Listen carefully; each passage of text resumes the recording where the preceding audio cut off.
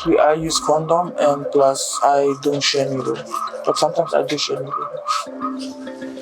I always think that we all gonna die and Fiji has the fastest growing rate of HIV in the world.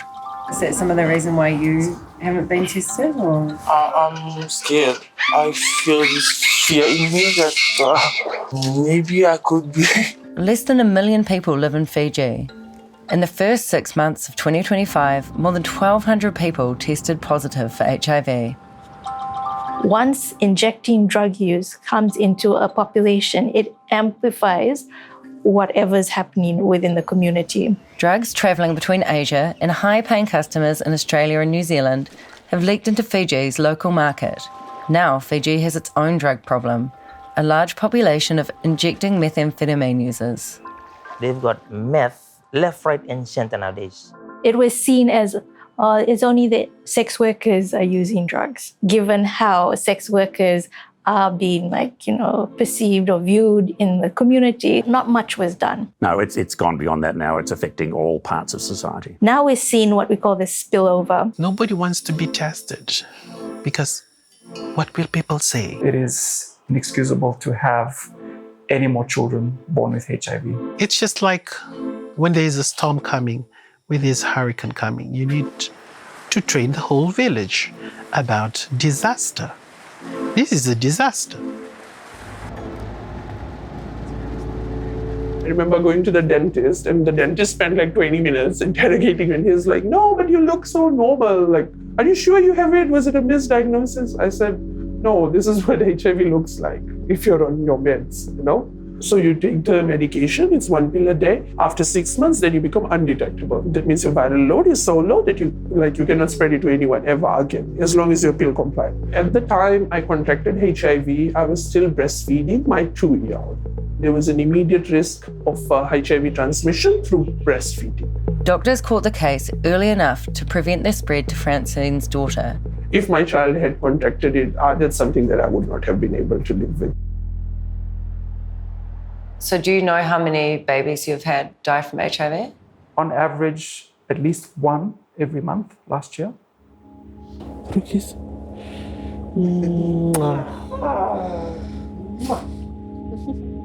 She was intubated in front of us. Everything, her clothes were cut off, everything. So we had no clue what was going on. Claire's daughter was diagnosed with HIV at 4 weeks old. She was put on life support and stayed in hospital for 7 months. Seeing her sick, I felt sorry. I blamed myself. It's not the end of the world, but I thought it was the end of the world. Now sometimes they don't do very well, even with treatment, because their immune systems are so weak. Babies who come in are very sick, and most of them do succumb. So now she's gonna be 3. So 3 years later, she's good, she's well. Everyone's well. We have some patients, especially those who don't have risky behaviors, but just because of their partners who have risky behaviors, it becomes quite difficult for them to accept their status. We become like their secret keepers, we become their family and friends. I was putting the blame on the dad because he was a drug addict. Not that really addicted, but then mom came through, she lectured us.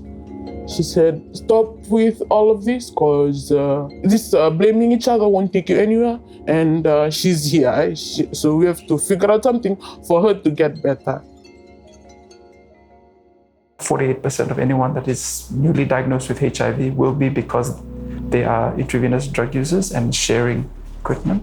Back when I was in the States, meth wasn't that popular. I've seen kids as young as 15 years old. 13 years old, 16-year-olds, where they are used as mules, and they usually use and also sell. So they've got it worse nowadays. Really bad, really bad for them. The reason why I want to stay alone because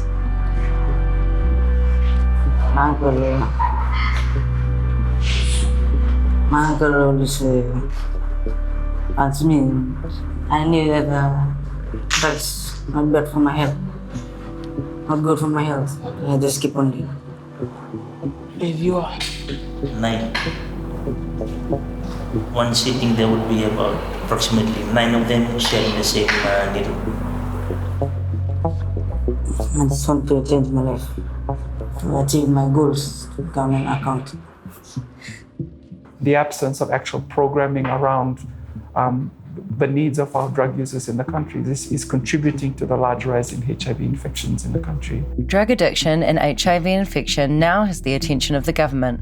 Millions of dollars are being diverted to the response. The frustration is getting the systems put in place. One of the systems Dr. Mitchell's team is trying to put in place is a clean needles program, Fiji's first ever. The unavailability of clean needles, with pharmacies only giving needles to prescribed patients, that has played a major role in where they have no other options but just to share needles. What we're trying to do is make sure these services are felt all the way down as far as possible, right across the country, so that people have equal access to the services that anyone in the country has access to. Indigenous Fijians, or itoke, make up half the population, but are 90% of those living with HIV. Many itoke live in traditional villages. In the next 5 to 10 years, it will come.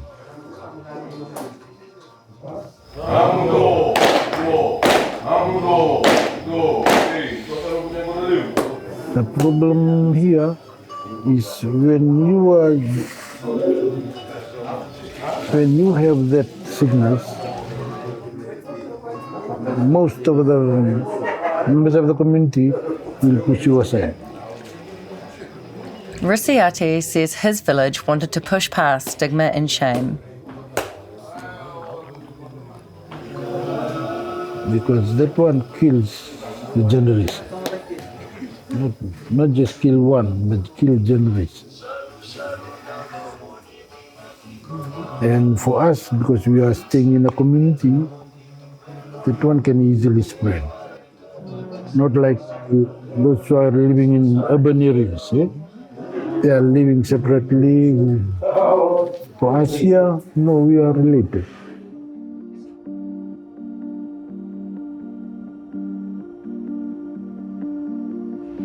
When we were drinking kava and I was the one who was mixing the kava, my cousin, he didn't want to have a bowl. And I said, is there something that you would like to ask me? And he said, are you... And he never completed the sentence. And I said, am I living with HIV? Yes, I'm living with HIV. I completely understand this because the lack of awareness, the lack of education that existed back then, and it still exists now, that has allowed this mindset to sort of prevail. On the other hand, my brother was listening to the whole conversation. He was the one that sort of did the talanoa on HIV, on how it is.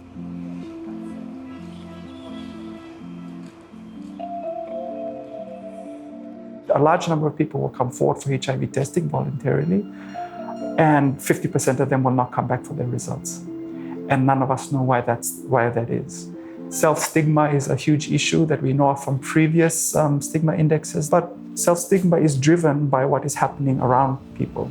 Cherry-picking Bible verses that suits the narrative, it's something that happens a lot here in Fiji. So if you're living with HIV, you're sinful, you're going to hell. Period. Make a U-turn. Google Maps is like, oh, Christopher put us in touch with a safe house for survivors of drugs, HIV, and sexual and domestic violence. Tonight, there's 68 people here, including 13 kids. We get frustrated because everyone doesn't want to be part of it. You know? Oh, that's for sex workers. That's for drug addictions. It's not me. It's not my family. But that's why people deny. In denial. That's why people doesn't want to go for a checkup, because they don't want to be part of it. Most people that comes here that are infected, they got the virus. They know this is it. I will die. So I don't care I will die because I don't have anyone that loves me. I don't have a family. I'm a street dweller. I'm a sex worker. You know, I've been through hell, you know, so I don't need to be alive. And we try to introduce them to other person that is on medication so they can feel that, yes, I can be like this. I just want them to know because it's treatable. Like whenever you have it, there's a cure for it that lowers the percentage of virus of the sickness. So if they have it, it's good. They should be happy. They should just be okay with it because there's meds for it to make you live longer. As we sat with Edwina and Josie, they listed the names of people they'd known who died of AIDS, people they'd known and loved. Avunchuna kutoso ni okilachki ni dochuna kaloe ko bulachiko ko ambulikianda avule mena na valtabu na suni valvaladana mati nakakenda lakaba baya nakakenda lakaba ya so but au toso chinga gus awambo chinga ni okilachki ni nakalo selamani ochiko avunchuna go still going strong like that.